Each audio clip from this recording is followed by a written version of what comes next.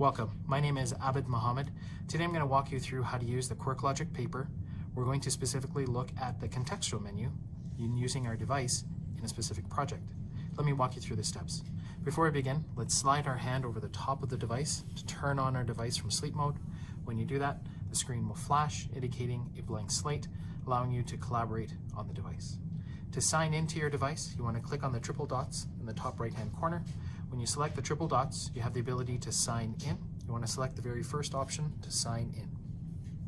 When you sign in, you have two options, either to sign in manually or by using the QR code. The QR code uses the iOS or Android device app called QuirkLogic Connect, which allows you to sign in using that option to QR code to log in. You want to take your phone, hover it over top, select that option to sign in, and it'll sign into your device, allowing you access to the InkWorks portal. When you have access to the InkWorks portal, you can click on the triple dots in the top right-hand corner, and you'll see an option to select called Library. When you select Library, you have an option inside that specific area where files can be saved where you can use for your specific project. Here we have a preset project already done called Contextual Menus. We're going to open that up to show you what you can do. Here on the contextual menu, you'll see a number of features and options. To gain access to the contextual menu, you want to hold your finger on the board and let go, and you'll see that menu appear. You have options like clipboard, shapes, pen width, pen palette, background, add image, delete page, undo, redo, and ink on page. A number of features.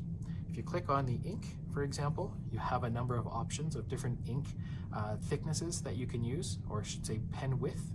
You have a number of palette features where you can use different colors from black, gray tone, white, red, green, blue, and highlighter mode.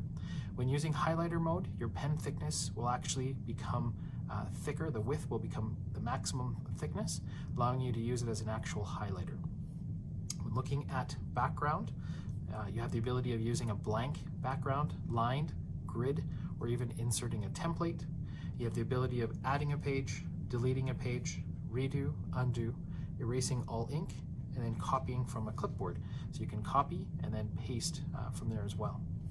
When you have content that's on your device, so for example, say I write something on my screen and I begin to select it with a finger, you'll notice that it will dim.